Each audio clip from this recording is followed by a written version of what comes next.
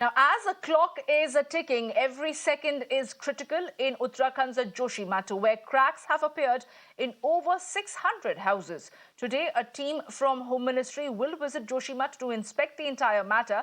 But remember, a team of experts from the centre are visiting Uttarakhand town to assess the situation in the area, which has been declared landslide prone. The Supreme Court is also expected to take up a petition linked to the crisis. Meanwhile, politicians make a beeline to Joshimath. A senior BJP leader Uma Bharti and MOS Defence Ajay Bhatt are also likely to visit Joshimath today.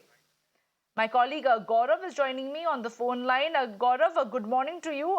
क्या जानते हैं आज के बारे में?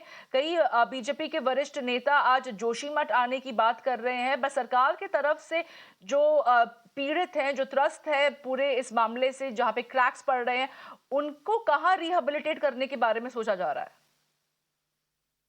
बिल्कुल, देखिए उमा भारती और रक्षा राज्य मंत्री अजय भट्ट के आने की संभावना है, लेकिन सबसे बड़ी समस्या ये है कि ठंड काफी ज्यादा लगातार बढ़ती जा रही है और ऐसे में सरकार ने जो है वो कुछ होटल प्रॉपर्टीज हैं उनको अब टेक ओवर करना शुरू किया गया और संभवतः लोगों को वहां पर रुकाने की कोशिश जो है वो वहां पर की जाएगी। लगातार जो जियोलॉजिस्ट की टीम है वो पहुंच रही है। अभी तक जो अपडेट है उसके मुताबिक 678 जो बिल्डिंग्स हैं उनमें क्रैक्स देखे गए हैं और ऐसे में कुल 81 जो फैमिलीज हैं, 81 फैमिलीज हैं, उनको शिफ्ट किया गया अलग अलग जगहों में। इसके अलावा पूरे जोशीमठ में 213 जो हैं अलग अलग रूम्स देखे गए हैं होटल में, अलग अलग गेस्ट हाउसेज में, जहां पर तकरीबन 1200 लोगों को एक साथ जो है रोका जा सकता है।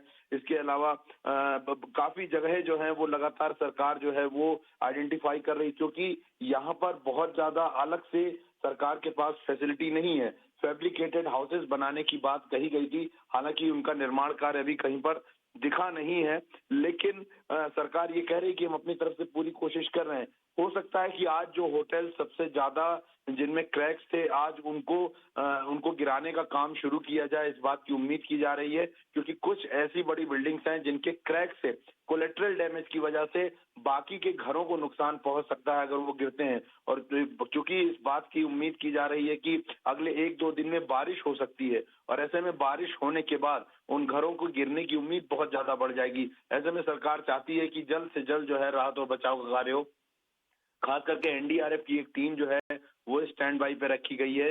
जो स्टेट डिजास्टर रिलीफ इनकी फोर्स है उत्तराखंड की, उनके जो जवान हैं वो लगातार हर जगह डिप्लॉयड हैं और जहां पे जरूरत पड़ रही है लोगों को इवैक्यूएट करने की, लोगों को निकालने की, वो निकालने में पूरी मदद कर रहे हैं। लेकिन क्या पूरी तरीके से उन मकानों को बचाया जा सकेगा? और जिस तरीके से हम देख रहे हैं कि मकानों की संख्या लगातार बढ़ रही है, क्योंकि तकरीबन 700 के आसपास मकान जो है वो पूरी तरह से खराब हो चुके हैं और ऐसे घरों में जो है वो रेड मार्क लगा दिए गए हैं कि अब आप वहां पर नहीं रह सकते हैं। ऐसे में लोग जल्दी जल्दी अपने वैल्यूएबल आइटम्स जो हैं वो घरों से निकाल रहे हैं। तो काफी समस्याएं हैं, दरारें बढ़ रही हैं और कुछ इलाकों में जहां इनिशियल क्रैक्स थे 3-4 दिन पहले, वो भी बढ़ना शुरू हो गई हैं। तो क्या ये दरार और बढ़ेगी? इन चीजों को अध्ययन करते हुए क्या कुछ घरों को फिटिंग करके, रेट्रो फिटिंग करके उन्हें सही किया जा सकता है? इन चीजों पर नजर रखी हुए। हालांकि जो कंस्ट्रक्शन का काम है वो पूरी तरह से रोका जरूर गया है, तो हो सकता है कि उसकी वजह से जो क्रैक्स आने का जो टाइमिंग है वो बढ़ जाए, लेकिन फिर भी नुकसान लोगों का हो रहा है। लोग डरे हुए हैं और लोग सबसे ज्यादा इस बात से डरे हैं कि कहीं जोशीमठ में अगर स्नोफॉल और बारिश शुरू होती है, ऐसे में फिर उनके घरों को, उनके सामान को बचाना बहुत मुश्किल होगा। और यही वजह है कि राहत और बचाव का कार्य तेजी से करने की कोशिश उत्तराखंड सरकार की तरफ से की जा रही है।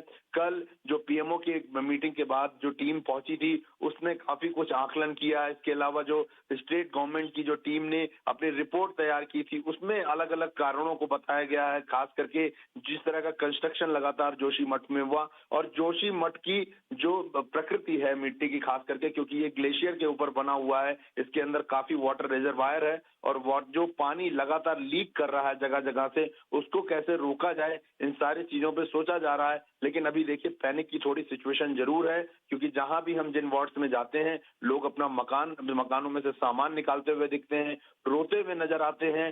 कल छावनी बाजार इलाके के तमाम लोगों ने बद्रीनाथ का जो हाईवे है वो तकरीबन 1 घंटे तक ब्लॉक रख दिया, क्योंकि उनका आरोप था कि 1 सवा साल पहले जो है उनके यहाँ क्रैक्स आना शुरू हुए थे, लेकिन उस वक्त सरकार ने उनकी नहीं सुनी और उसके बाद उनको उनके घरों से निकाला जा रहा है, बल्कि उनको किसी तरह की कोई वैकल्पिक व्यवस्था नहीं दी गई है। उसके बाद उन्होंने रोड ब्लॉक किया, तहसीलदार पहुंचे और उन्होंने कहा कि सरकार की तरफ से जो भी मदद होगी वो की जाएगी। कई लोग ये शिकायत कर रहे हैं कि अभी तक सरकारी टीमें जो है वो सर्वे करने के लिए उनकी कॉलोनी तक नहीं आई है। तो ऐसे में कहीं ना कहीं सरकार को भी अपने काम की स्पीड बढ़ाने की जरूरत है, क्योंकि अगर मौसम बिगड़ता है, सबसे बड़ा फैक्टर अब यहाँ पर वेदर का होगा। अगर मौसम खराब हुआ, ऐसी स्थिति में बहुत मुश्किल जो है वो जोशीमठ के लोगों के लिए पैदा होने वाली है। शुक्रिया गौरव हमारे साथ जुड़ने के लिए और वो सारी अहम जानकारी साझा करने के लिए।